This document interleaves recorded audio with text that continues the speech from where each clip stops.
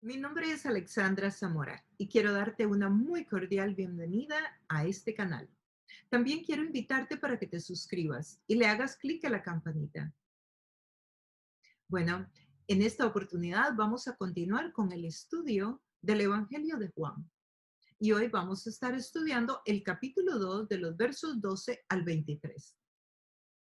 Estamos en Juan, el Evangelio de Juan, capítulo 2, versos del 12 al 23. Y estamos viendo que el tema que está tratando este texto bíblico es cuando Jesús llegó al templo y le molestó lo que vio y por lo tanto actuó conforme a eso, y vamos a estar tratando de estudiar a profundidad el texto y al mismo tiempo de pensar qué de esta lección, qué de eso, por qué eso que sucedió en ese momento Juan lo consideró tan importante que lo escribió y que quedó como parte de la Biblia, y cuál es la lección para nosotros.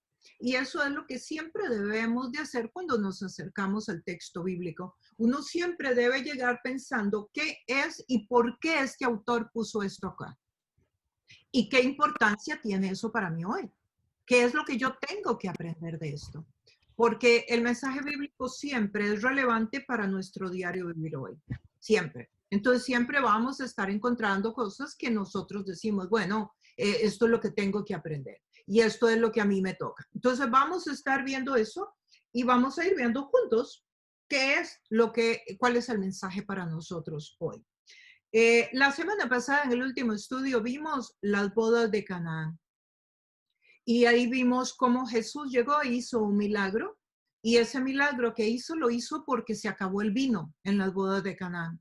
Entonces Jesús hizo un milagro dentro de un grupo de amigos pequeños.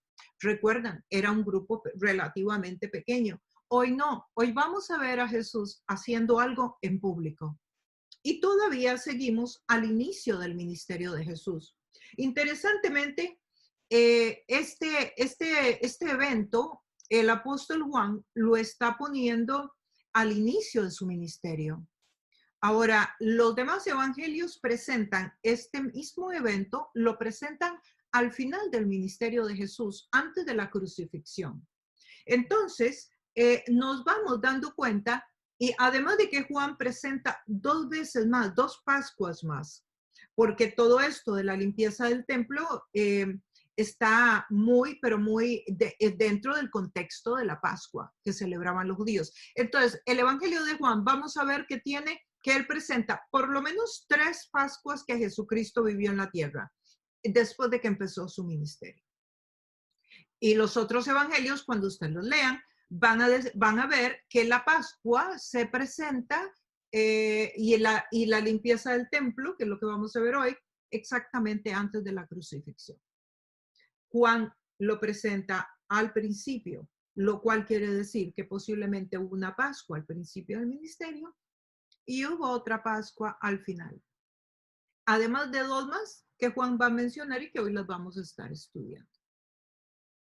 El pueblo de Israel celebraba tres fiestas importantes al año, que eran la de la Pascua, los tabernáculos y Pentecostés.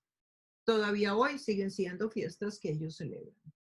Entonces, ahora vemos que esto que Jesús va a hacer acá, como decía anteriormente, es algo que él hace en público. Ya no es delante de un grupito, ya no es delante de sus amigos y su familia. Ya no es un milagro porque se acabó el vino y le dio compasión y bueno, vamos a ayudarlos. Ahora vamos a ver que es lo contrario. Es a un Jesús que sí, posiblemente por compasión, pero es muchísimo más exhortativo lo que él va a hacer. Y esto, Juan, pues entonces lo está mencionando aquí al inicio de su ministerio. Claro que siempre es bueno que mientras estamos en este estudio del Evangelio de Juan, recordemos que el propósito principal del Evangelio de Juan lo encontrábamos en el capítulo 20 y el verso 31. Eso es bien importante que ustedes lo atesoren. ¿Por qué? Porque en algún momento de sus vidas puede que lo necesiten. Entonces, Juan 20:31 dice, pero estos milagros se han escrito para que ustedes crean que Jesús es el Cristo. Todos estos milagros, todas estas señales, como le llama Juan, se han escrito para que ustedes crean que Jesús es el Cristo. O sea, todo el Evangelio de Juan tiene como propósito ayudarnos a creer en Jesús. Y las señales que Juan escogió tienen como propósito fortalecer nuestra fe en Cristo, el Hijo de Dios, y para que al creer en su nombre tengan vida. ¿Por qué es importante? ¿Por qué? Porque las señales fueron hechas para que creamos en Él, en el Hijo de Dios. Y dice, y al creer tengan vida. Y la palabra aquí, vida, no es vida eterna solamente, es vida en abundancia.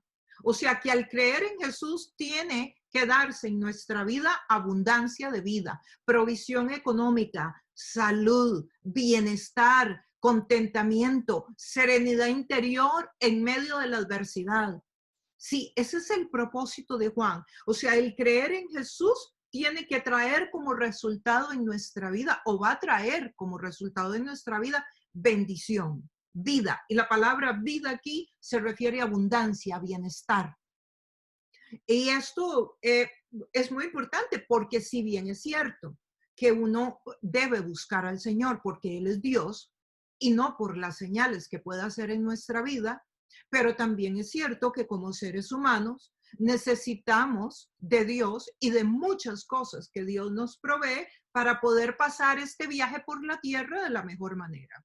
Entonces, cuando nosotros necesitemos una provisión material, una provisión de salud, de bienestar interno, de una esposa, un hijo sano, alegría, contentamiento, o sea, todas esas cosas están incluidas en el creer en Jesús y podemos pedirlas y debemos pedirlas.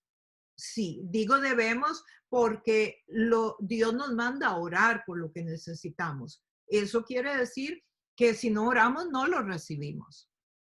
Aunque recuerden que la semana pasada les estuve hablando de la gracia común y la gracia salvífica. Y les expliqué que la gracia común es una gracia que Dios derrama sobre todos los seres humanos. Es la gracia que habla Juan 3:16. De tal manera amó Dios al mundo que dio a su Hijo unigénito. Sí, es la gracia de Dios, el amor de Dios por todas las naciones, pero que es el que hace que llueva sobre buenos y malos, por decirlo de alguna manera. Es un Dios que nos bendice a todos. Entonces, hay un nivel de gracia. La palabra gracia significa de regalo inmerecido. Entonces, hay un nivel de gracia común que es para todos los seres humanos, pero también está la gracia salvífica, que es la gracia que viene a nuestra vida, que nos salva, que es una gracia diferente. Es la gracia que nos salva, que nos da vida eterna. Y eso lo vimos la semana pasada. Entonces, cuando nosotros estamos entrando al Evangelio de Juan y recordamos el propósito de este Evangelio, vamos a tener muy claro que este Evangelio estas señales fueron escritas para que creamos que Jesucristo es el Hijo de Dios y que a los que creen y para que al creer en su nombre tengamos vida.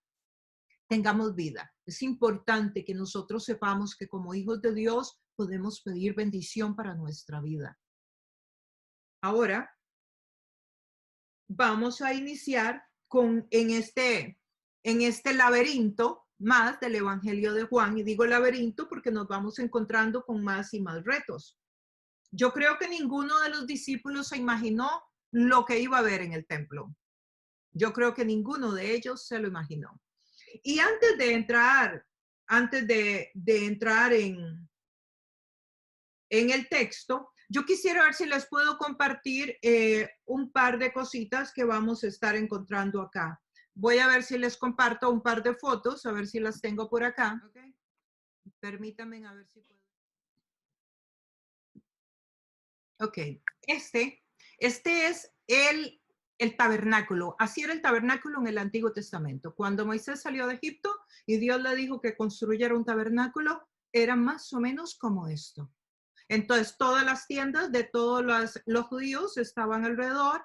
El tabernáculo era esto. Es el lugar donde ven que hay como una luz. El tabernáculo se dividía en tres, que era el atrio, el lugar santo y el lugar santísimo.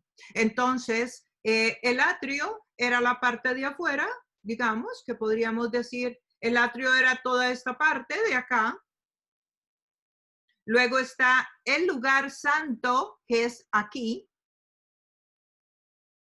Y luego el lugar santísimo, que era acá. ¿Cuál es la diferencia entre uno y otro? El atrio era donde podían entrar todas las personas. El lugar santo era donde solo podían llegar los sacerdotes. Y el lugar santísimo era aquí adentro, hay una puerta, ¿verdad? Si se entra por dentro, hay una puerta, una cortina, mejor dicho, porque no habían puertas, una cortina, y ahí era donde entraba el sacerdote.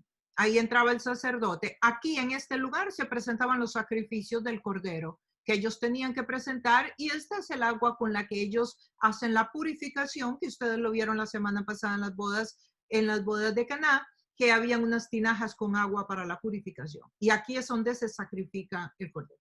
El lugar santísimo, les quiero hablar un momento del lugar santísimo. Aquí llegaba todo el pueblo, aquí los sacerdotes y aquí el sacerdote. En el tiempo de Moisés, el sacerdote se llamaba Aarón. Era hermano de Moisés. Y aquí en este lugar, en esta parte, había una cortina. El sacerdote le ponían unas campanitas en los pies. Cuando él iba a entrar a ese lugar, los sacerdotes que estaban con él en esta otra parte, en el lugar santo, le ponían a él un cinturón, un cordón en la cintura y le ponían las campanitas en los pies. Y así era como el sacerdote entraba al lugar santísimo, que era donde Dios le hablaba, le guiaba, o donde él tenía que presentar la oración a Dios. Ok, ¿por qué les menciono esto? Porque es importante que ustedes sepan que cuando las campanitas que él llevaba en los pies era, porque en el momento en que las campanitas dejaran de sonar, quería decir que el sacerdote había muerto. Y entonces, del cordón que le habían amarrado en la cintura, lo arrastraban para afuera. ¿Por qué moría un sacerdote? Porque había entrado en pecado. Al lugar santísimo no podía entrar absolutamente nadie en pecado. Y así era como los de afuera sabrían que ese sacerdote entró en pecado. Y con eso lo jalaban del cordón y lo sacaban del templo. Bueno, así era. Y es esto que se llama aquí el lugar santísimo. Creo yo, porque no soy una experta en el tema, es lo que en la Iglesia Católica tienen el cáliz y las hostias. Es un cofrecito que tienen ahí arriba. Entonces, ese es el símbolo, digamos, para que tenga una idea, porque esto todo es el tabernáculo, ¿verdad? Y así más o menos era como estaba. Ahora, ese fue el primer templo del pueblo de Israel. Este es el segundo. Este templo lo construyó el hijo del rey David, que se llama Salomón. Se llamó Salomón, un hombre muy sabio. Bueno, a quien Dios dirigió para que construyera este templo tan hermoso. Este es el segundo templo que Israel tuvo. Aunque el tabernáculo no se cuenta como templo. De hecho, este vendría a ser el primero, pero yo quería que vieran el tabernáculo. Este sería el primero y luego hay un segundo que es que este es destruido y Esdras, un profeta, viene unos años después, lo destruyeron y él lo restaura y se le llama el tercer templo. Este tercer templo es el que construye Herodes. Herodes, estando allá en Jerusalén, pues los judíos hablaban de su templo todo el tiempo. Herodes les construye un templo. Y de este templo es donde vamos a estar refiriéndonos hoy. En ese templo era donde estaban y la escena que hoy vamos a estar hablando era en este templo. De este templo de Jerusalén, hoy pues solamente queda el muro de los lamentos que algunos de ustedes ya conocen. Eso es lo que queda, ¿verdad? El templo fue destruido. Y esta moneda que está acá, esta era la moneda de la que vamos a estar hablando hoy. Esto es lo que se llamaba un ciclo de plata. Y de esta es la moneda que se va a estar, que es la moneda que se va a usar y que se está usando en el templo. No en la cultura romana, sino en el templo. Había una moneda específica y es esta. Ok. Ahora, nosotros entonces vamos a continuar y vamos a entrar en el texto, pero van a tener una idea de por lo menos de qué es lo que estoy hablando, ¿verdad? En Juan capítulo 2, verso 12, nos dice, después de esto, Jesús bajó a Capernaum. con su madre, sus hermanos y sus discípulos, y se quedaron allí unos días. Jesús bajó a Capernaum y se quedaron allí unos días. ¿Dónde está Capernaum? Capernaum está aproximadamente a unas 30 millas de Caná, donde él estuvo la última vez que nosotros estudiamos. Está como a unos 30 kilómetros, perdón, de Caná. Y Capernaum es una ciudad que está muy cerca del lago de Galilea, ahí en el borde, en la parte norte del lago de Galilea. Y ahí es donde Jesús se va. Entonces él estaba en Jerusalén, él pasa a Caná y luego él va para Capernaum. El texto nos dice, después de esto, Jesús bajó. ¿Ven la palabra bajó ahí? ¿Por qué bajó? Bueno, porque va a nivel del lago, porque Caná está más alto que Capernaum. Y también cuando ustedes lean los evangelios van a ver que dice, y subió a Jerusalén. Y ustedes van a decir, ¿y por qué sube? Bueno, porque Jerusalén está más alto. Y entonces así es como ellos lo decían. Bajó cuando es más abajo el nivel del mar, subió cuando se están refiriendo a las montañas o los lugares altos. Después de esto, Jesús bajó a Capernaum y bajó con su madre, sus hermanos y sus discípulos. Y sí, que ya lo vimos la semana pasada. Y se quedaron allí unos días. Pero quería que tuvieran una idea sobre esta transición que nos hace Juan. Esos son los detalles de Juan, ¿verdad? Porque él pudo pasar de Caná y empezar a hablar ahora de lo que sigue. Pero no, él nos pasa y nos dice que se fue a pasar unos días. Y dice que fueron pocos. Y que fueron muy pocos. Entonces, Capernaum, como les decía, pues era un lugar pequeñito y estaba ahí al lado del Galilea. Los judíos en este lugar eran la minoría. José no está, como conversamos la vez pasada. José no aparece, sigue sin aparecer por las razones que posiblemente sean las que hablamos la semana pasada, porque José ya murió, porque tuvo una muerte temprana y Jesús está a cargo de su familia y por lo tanto, por eso él va con su familia. Él es el hijo mayor y el hermano mayor. Entonces es muy posible que esto hace que Jesús va y que José no estaba. Cuando sabemos también que José fue carpintero, ¿verdad? La palabra carpintero acá en el original se refiere más bien como un albañil y significaba más bien alguien como un contratista. No necesariamente la persona que solamente ponía la madera y los clavos, sino también una persona que tenía un pequeño negocio como contratista. Continuamos entonces ahora en el verso 13 y 14. Cuando se aproximaba la Pascua de los judíos, subió Jesús a Jerusalén y en el templo halló a los que vendían bueyes, ovejas, palomas, instalados en sus mesas, a los que cambiaban dinero. Ahora, de nuevo, él regresa a Jerusalén, ¿verdad? Entonces ya de Capernaum, ahora está en Jerusalén. Cuando se aproximaba la Pascua a los judíos, subió a Jerusalén.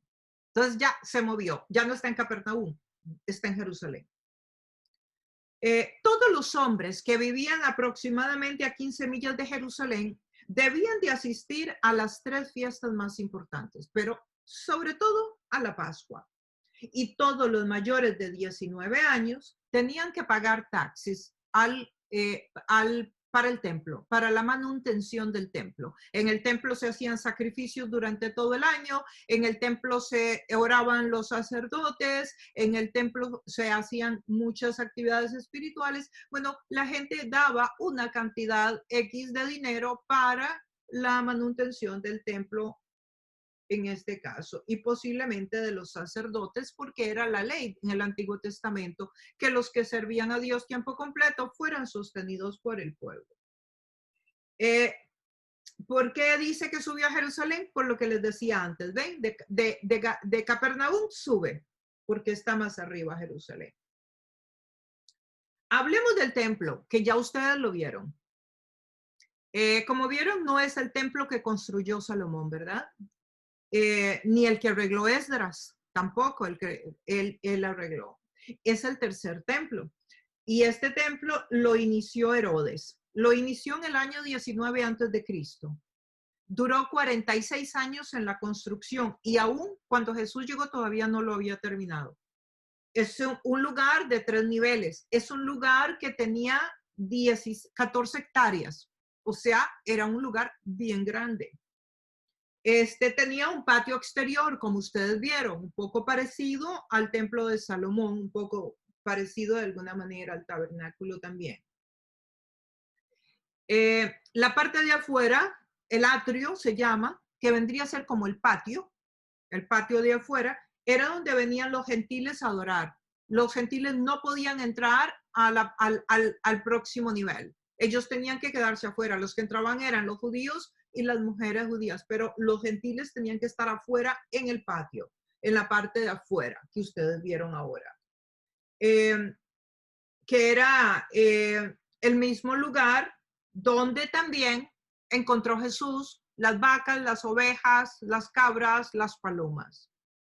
Cabían cerca de 200 a 300,000 personas en este sitio. Así que imagínense en el tamaño. Tenía cerca de 25,000 vendedores, comerciantes de todo el imperio que llegaban ahí a vender algo. Imagínense la algarabía, la fiesta, el entusiasmo y toda la preparación que tenía que tener esta Pascua. O sea, venían personas de todas partes del mundo. Venían personas de todas las naciones que estaban cerca y venían ahí a adorar y venían al templo. Por lo tanto, Jerusalén posiblemente se preparaba. Toda la gente de negocios pues preparaba comida, preparaban casas, lugares para dormir, qué sé yo. Pero era toda una algarabía esta actividad. Y había muchísimos comerciantes.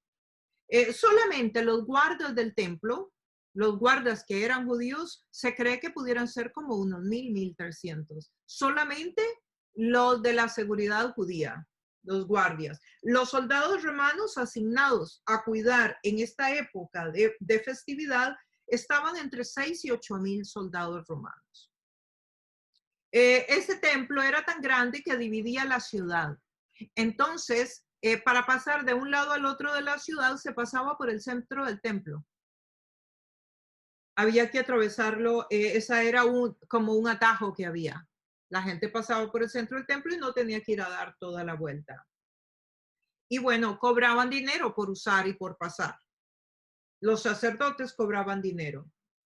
Y al templo venía gente aun cuando no había fiestas. El templo siempre estaba ocupado, siempre había actividad, solamente que cuando había fiestas, pues era muchísimo más la cantidad de personas. Como les decía, que habían hasta 200, 300,000.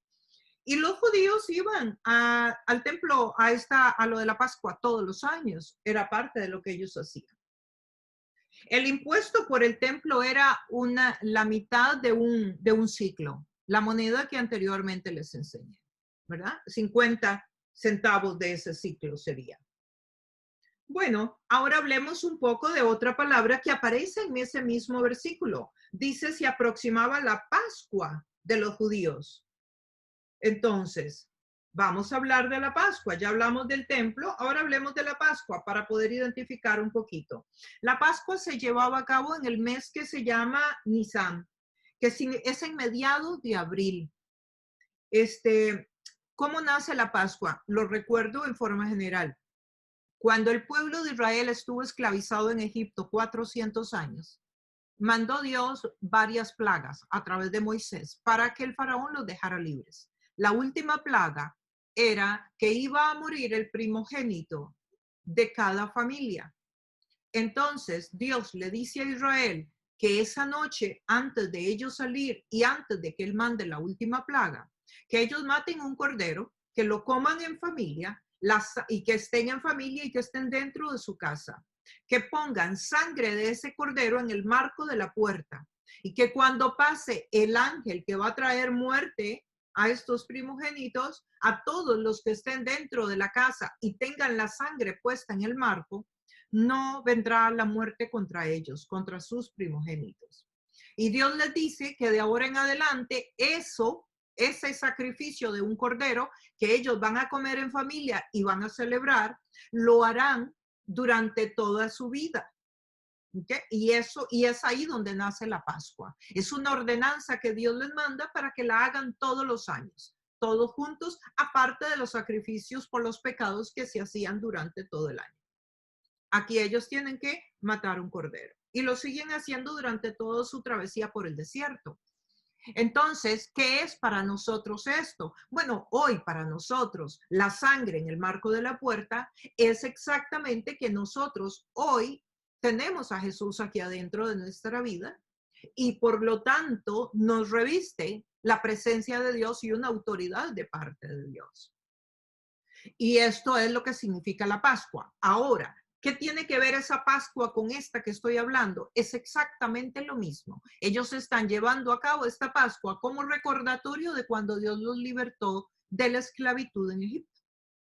Y aquí están ellos en este momento, celebrando la Pascua, una fiesta mandada por Dios. La primer Pascua, entonces, fue muchos años antes, pero ellos seguían con este mandato, porque sí era un mandato hasta este momento. La sangre entonces tenía que estar ahí en el marco de la puerta y debían celebrarla cada año. Entonces Jesús inicia su ministerio en esta celebración que vimos de las bodas del Cordero, pero aquí inmediatamente en esta actividad en la Pascua, que precisamente la Pascua es cuando se mata el Cordero, como les decía, pero en alguna Pascua el Cordero va a ser sustituido por el cuerpo mismo de Jesucristo, que eso es la crucifixión.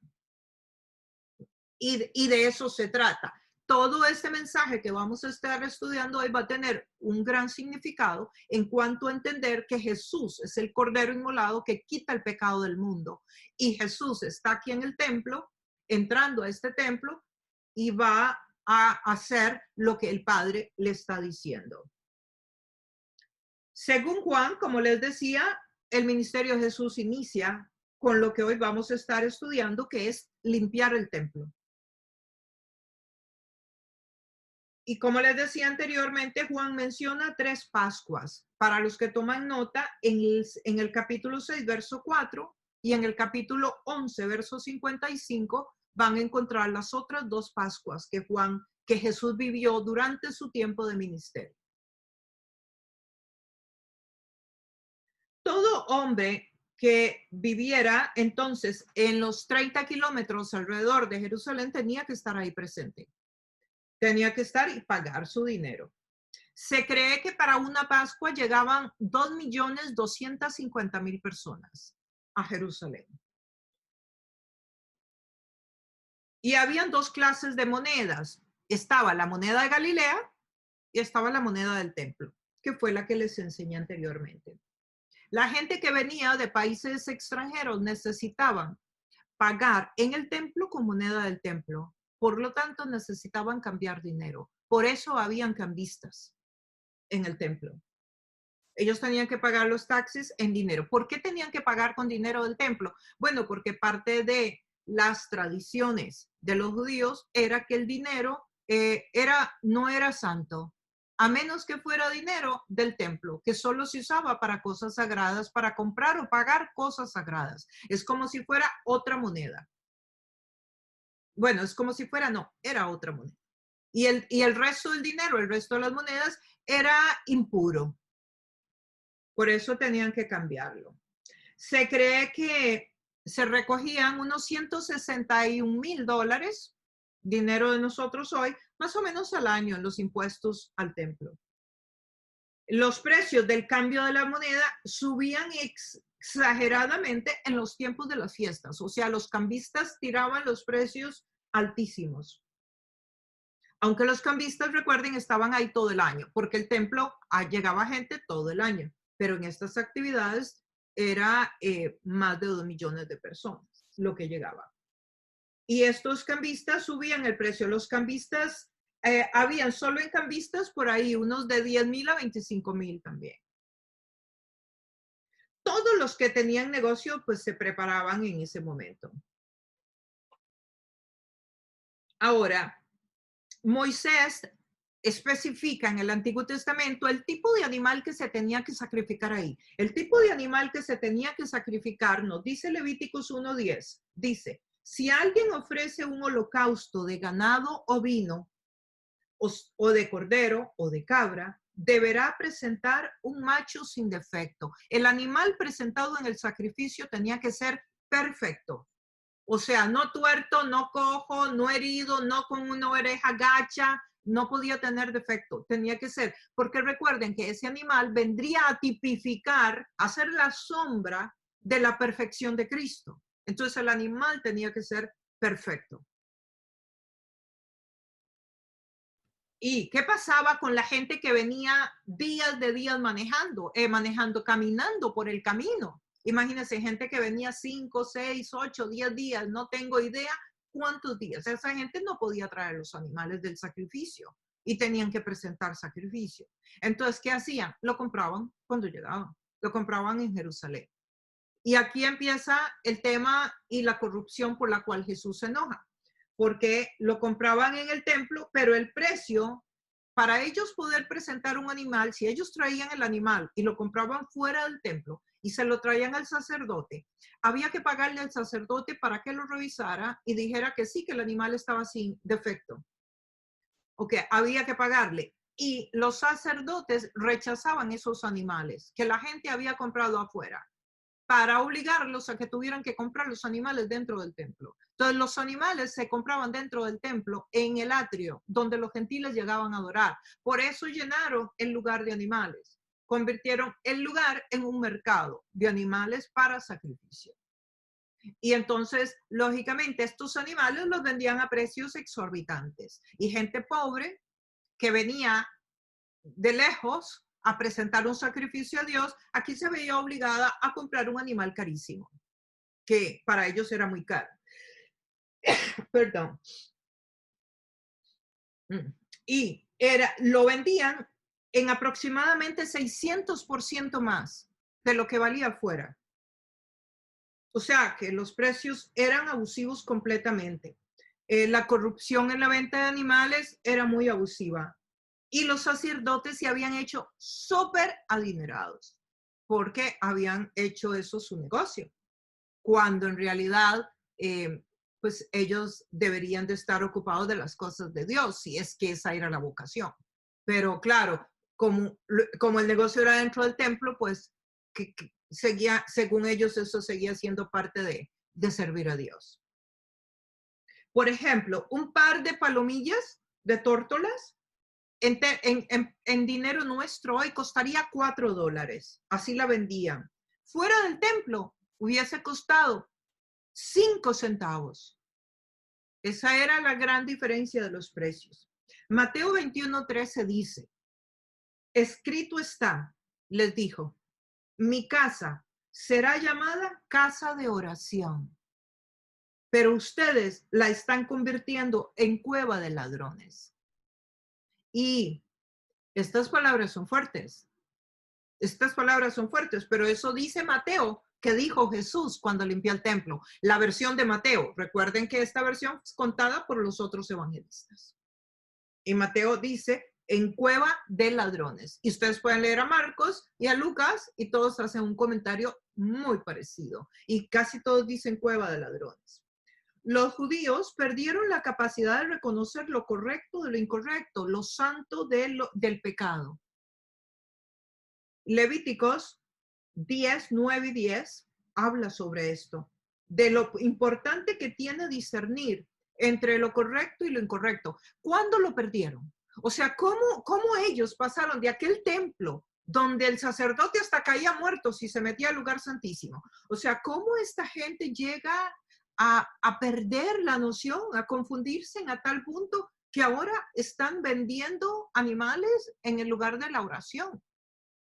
Esto es bien interesante, ¿verdad? Y yo creo que esta es mi percepción. Yo creo que el pecado, ponga usted una mano en el fuego y usted la deja ahí un ratito. Usted va viendo que el calor que empieza, usted enciende el calentador y usted va a ver que el calor empieza a entrar por su mano y usted se empieza a calentar y usted llega el momento donde usted empieza a soportar más y más calor.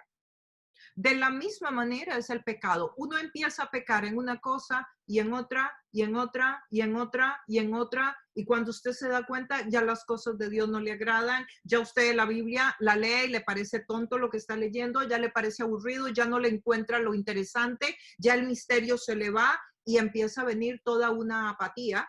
Es muy posible que después de esta apatía, entonces ya viene el pecado.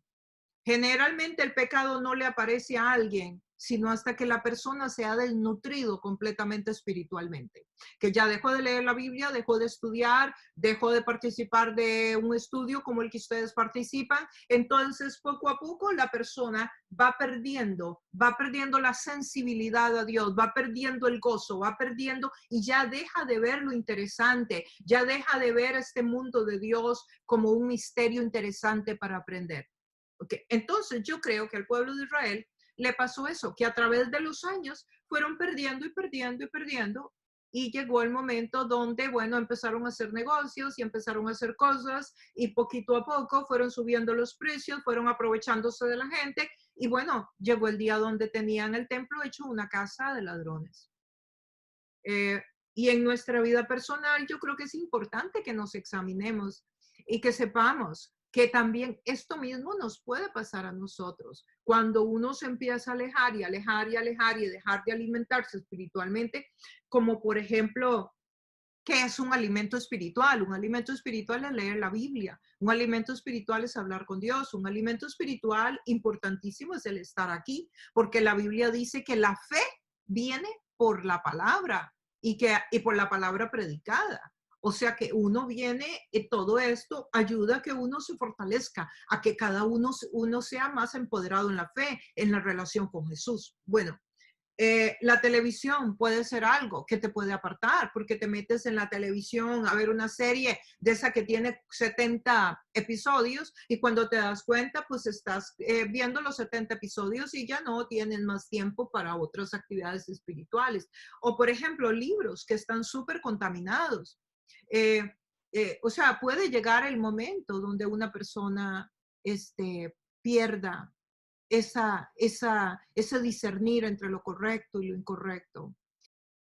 Entonces, la forma en cómo nosotros alimentemos nuestro espíritu va a determinar en gran manera, nuestra capacidad para discernir entre lo bueno y lo malo, etc.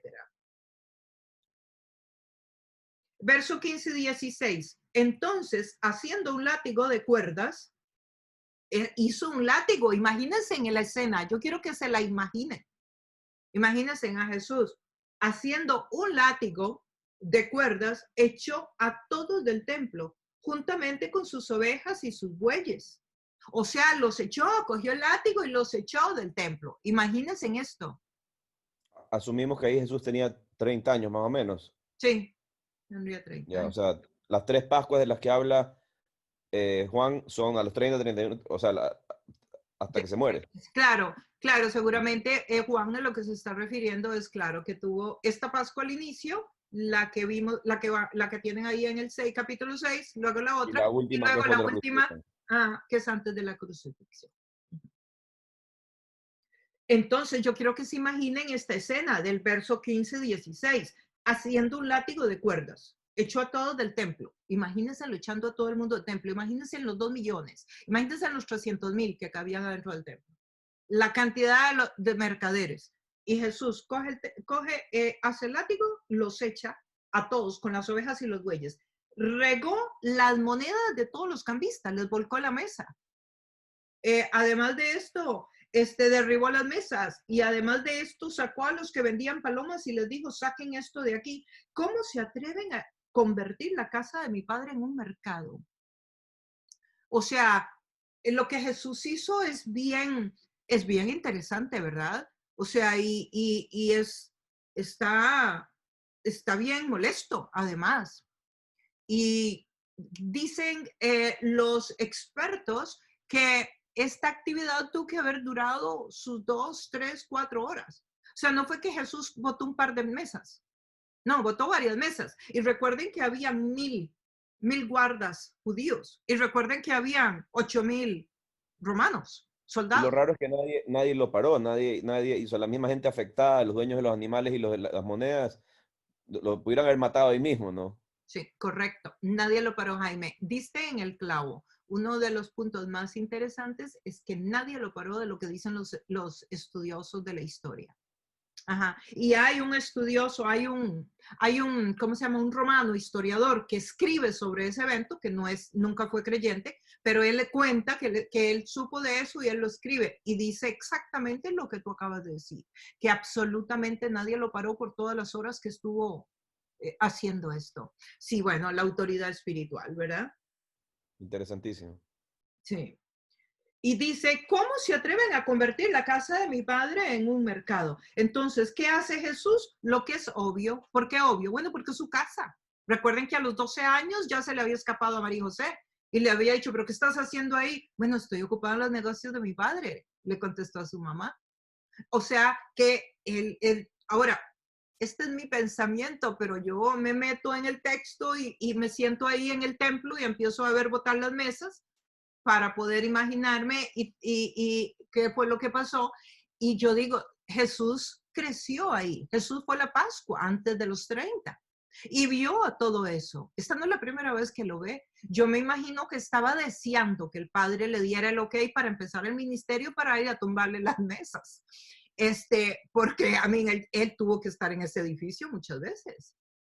Y entonces yo me imagino que le estaba deseando que le dieran chance para botar las mesas. Seguro ya hasta sabía dónde quiénes eran los más ladrones y dónde iba a empezar. Pero no, estas son ideas mías. Esta soy yo. Entonces, Jeremías 7:11 dice, ¿creen acaso que esta casa que lleva mi nombre es una cueva de ladrones? Estoy leyéndoles el Antiguo Testamento, una profecía. ¿Creen acaso que esta casa que lleva mi nombre es cueva de ladrones? Pero si yo mismo lo he visto, afirma el Señor. O sea, ya desde el Antiguo Testamento había un par de profecías que hablaban sobre esta situación y sobre lo que el pueblo de Israel y podía ser en el templo. Ahora, la palabra echó, miren, ahí en el verso, al inicio, dice, echó a todos del templo. Esa palabra es una palabra bien fuerte. Imagínense entonces, o sea, cuando dice echó, es bien firme la palabra. O sea, fue algo bien enojado, Jesús. Yo me los imagino a todos agarrando las monedas. Usted se imagina a un hombre de negocios que le boten la plata y que vayan las monedas bailando por todo lado. Yo me los imagino de cuatro patas, cogiendo las monedas, a otros metidos debajo de la mesa asustados sin saber qué está pasando. En fin, y a otros para que no les diera con el látigo, ¿no? Ahora, este tipo de eventos, no exactamente iguales, pero parecidos sucedían en el templo. Por ejemplo, hay un historiador que cuenta que en una oportunidad cogieron limones y se los tiraban al sacerdote. O sea que en algunos momentos el pueblo se enojaba con los sacerdotes. Jesús dice que él es manso y que él es humilde. Mateo 11:29. Miren qué interesante lo que dice. Carguen con mi yugo y aprendan de mí, pues yo soy apacible y humilde de corazón. Y encontrarán descanso en su alma. Entonces, aquí podemos ver que sí, que Jesús es humilde, pero también podemos ver que Jesús es justo, es valiente y pone límites cuando hay que ponerlos. Entonces, qué importante es que nosotros sepamos que nuestro Dios es humilde, que sí es manso, como lo hemos visto, que sí es amoroso, como lo vimos en las bodas de Canaán, pero que también puede ser muy firme y que también puede poner límites y que también puede ser bondadoso. La palabra bondadoso, que es una palabra que ustedes la conocen porque está en Gálatas y la estudiamos en unos estudios hace algunos meses, la palabra bondadoso en la Biblia significa que pone límites. Es la palabra que cuando un papá disciplina a un hijo. Entonces, aquí vemos a Jesús siendo bondadoso, poniendo límites, o sea, amando a una persona de tal manera que lo que le toca es disciplinarla. Pero no deja de ser amor. Y muchas veces Jesús usa palabras fuertes. Les voy a leer algunas. Por ejemplo, Lucas 13:30-32. El Evangelio de Lucas dice, en ese momento se acercaron a Jesús unos fariseos y le dijeron, sal de aquí y vete a otro lugar, porque Herodes quiere matarte.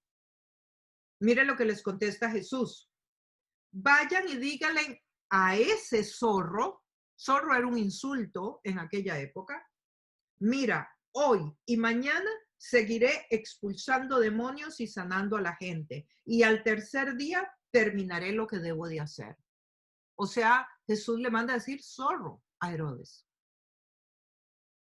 En Mateo 23, 27 dice, ay de ustedes, maestros de la ley y fariseos, hipócritas. ¿Sí? Aquí les dice hipócritas, les dice que son sepulcros blanqueados. O sea, ¿y por qué sepulcros blanqueados? Bueno, eso es toda una historia, pero afuera de Jerusalén había unas tumbas que eran de color blanco. Dice, por fuera lucen hermosos, pero por dentro están llenos de huesos muertos y de podredumbre. Mateo 23, 33 les dice, serpientes, camada de víboras. O sea, ¿y por qué les leo en Mateo 23, 24? Les dice, guías ciegos, cuelan el mosquito, pero se tragan el camello. O sea que le ven a la gente las cosas pequeñitas, pero dejan pasar las cosas grandes. ¿Por qué les digo esto? Porque yo creo que es importante que veamos a un Jesús completo, ¿verdad? Y no solamente que un Jesús que siempre que nunca se va a molestar, que siempre es amoroso. Sí, Jesús es amoroso, pero también es firme. Verso 17. Sus discípulos se acordaron cuando hizo eso de que está escrito, el celo por tu casa me consumirá. El celo. Interesante, los discípulos se acordaron de lo que está escrito. Claro, ellos se acordaron, ¿por qué? Porque ellos habían leído el Antiguo Testamento. Eran estudiantes del Antiguo Testamento y que eso lo habíamos visto anteriormente. Hay un Salmo 69, 8 y 9 que dice, soy como un extraño para mis hermanos. Soy un extranjero para los hijos de mi madre. Se está refiriendo a Jesús, a la situación que él vivió. El celo por tu casa me consume. Sobre mí han caído los insultos de tus detractores. La palabra celo, pasión, dolor, por ahí son sinónimos. Lo que movió a Jesús fue el dolor de ver lo que estaba pasando en la casa de su padre.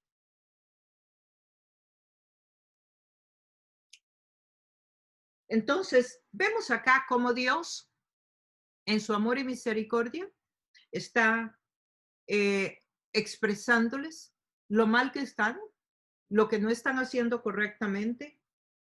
Y como dice el texto bíblico, el juicio empieza por la casa de Dios. Él comenzó su ministerio limpiando el templo. Hay un texto en el Antiguo Testamento, en Isaías, que es bien fuerte sobre el templo. Se lo voy a leer, es un poquito largo, pero voy a leerles algunas partes. ¿De qué me sirven sus muchos sacrificios?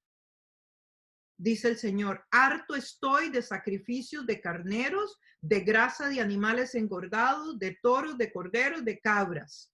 Todo esto no me complace.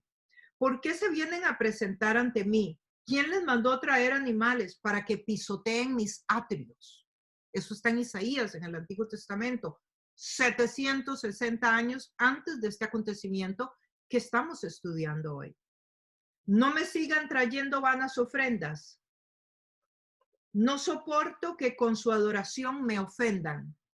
Yo aborrezco sus festividades. Se han vuelto una carga. Estoy cansado de soportarlas.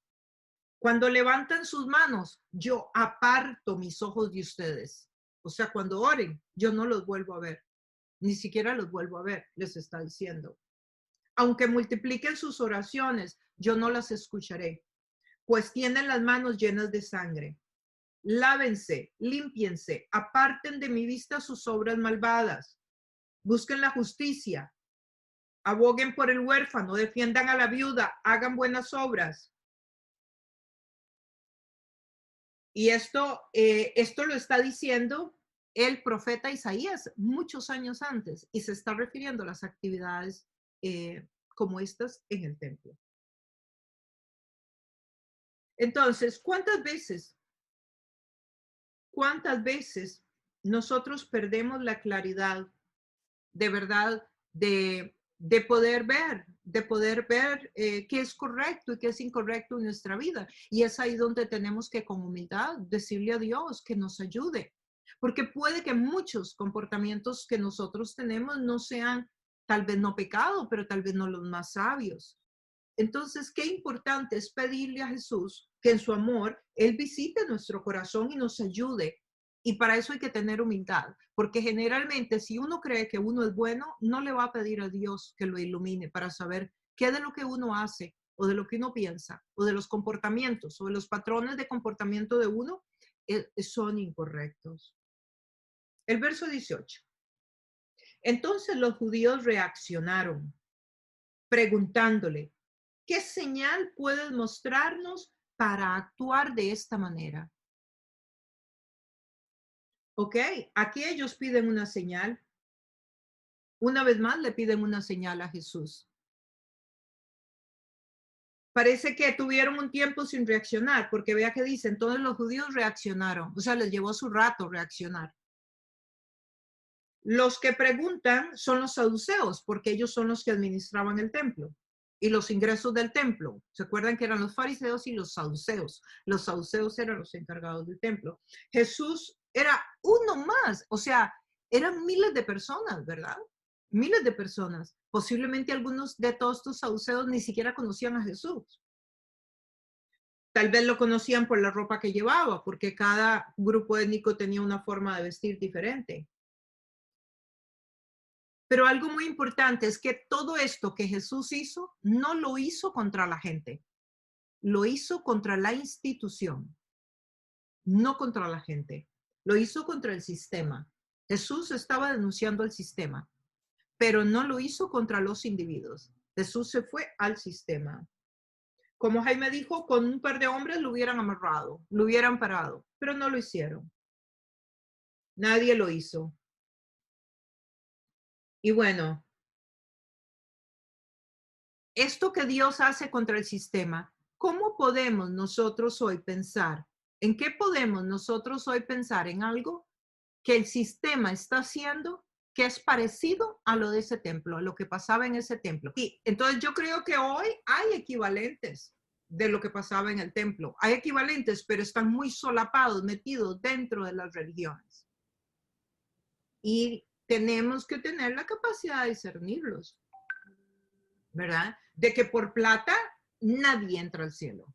Nadie puede comprar, nadie puede entrar al cielo, y que uno no puede vender la salvación ni vender las cosas de Dios, y que eso es gravísimo. Debe estar al servicio de toda la persona que lo quiera. ¿Algo más que quieran ilustrar sobre este tema? ¿Hasta acá? Continúo. El verso 19 dice, destruyan este templo y lo levantaré de nuevo en 3 días. Destruyan este templo y lo levantaré de nuevo en 3 días. Ellos creyeron que se referiría al edificio, que era enorme y que ustedes saben qué grande era porque ya vieron la foto, y que además todavía ni siquiera estaba terminado. Llevaban 46 años de construcción.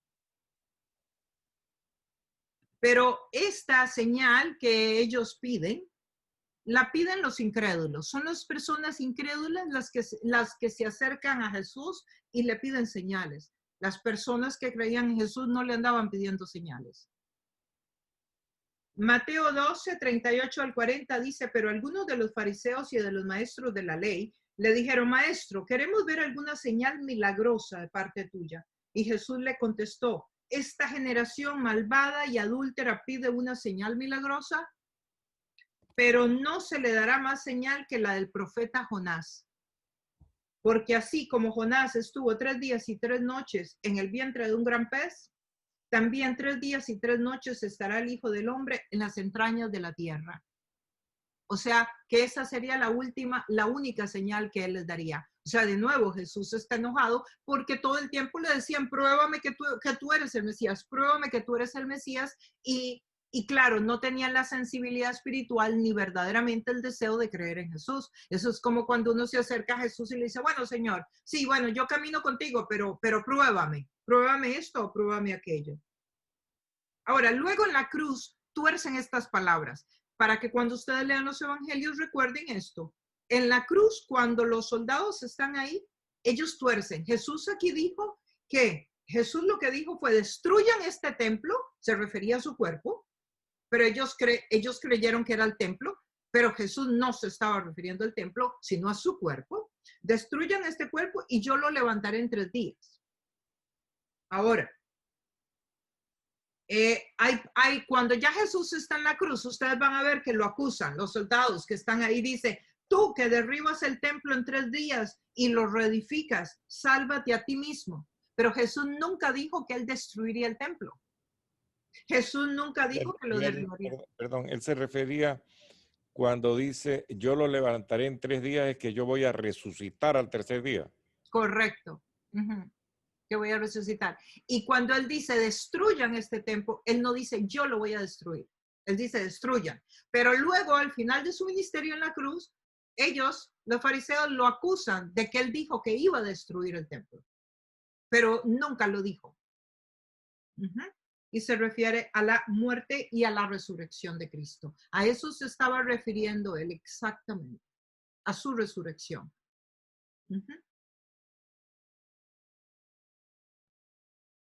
El verso 20. Tardaron 46 años en construir este templo y tú dices que lo vas a levantar en 3 días, le contestaron los saduceos. Y como ustedes saben, ese templo era enorme. Y Jesús contesta en el 21, pero el templo al que se refería era su propio cuerpo. Eso nos dice Juan y exactamente se refiere a lo que Jaime Padre acaba de decir, a la crucifixión, a la resurrección, y el templo no es un edificio, somos nosotros. Hoy usted y yo sabemos que el templo es nuestro cuerpo y que el templo es la comunidad de creyentes. Nosotros aquí en este estudio bíblico somos la comunidad de creyentes, somos el cuerpo de Cristo. Entonces somos cuerpo como individuo y somos cuerpo como comunidad. El verso 22 y 23 dice, así pues, cuando se levantó de entre los muertos, sus discípulos se acordaron de lo que había dicho y creyeron en la escritura y en las palabras de Jesús. Mientras estaba en Jerusalén durante la fiesta de la Pascua, muchos creyeron en su nombre al ver las señales que hacía.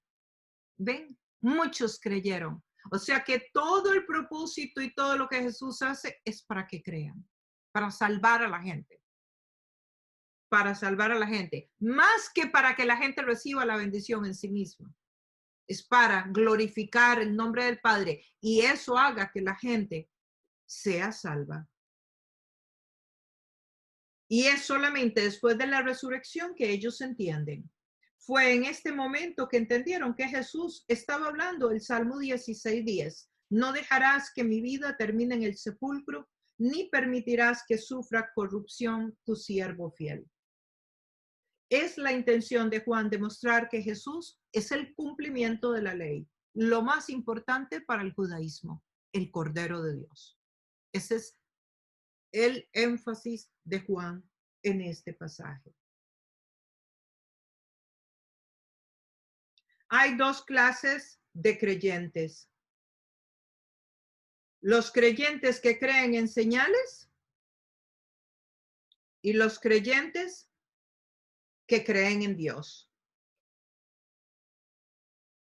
Y aquí vemos entonces, de esta manera podemos ver cómo el propósito de Dios es ayudarnos, iluminarnos, para que nosotros podamos entender cuál es el propósito de Él para nuestra vida. Cuando Dios hace algo en nuestra vida y nosotros debemos de entender cuál es el propósito por el que lo está haciendo. Y me pregunto, Ale, sí, perdón, sí, al sí. decir que hay 2 clases de creyentes, los que creen en señales son los que creen en milagros. Claro, solo andan detrás de lo que Dios les puede dar. Ya, esos no son los verdaderos. creyentes. No son los verdaderos. Es gente que se acerca a Dios, pero solo está pensando en que Dios le ¿En dé. qué le regresa? En que le regresa, correcto. Ya, y los verdaderos creyentes son los que creen en Dios. En Dios, claro. Y Correcto. vamos a recibir las bendiciones, pero nuestro corazón no está en las Para- ganancias. No es con Correcto. interés.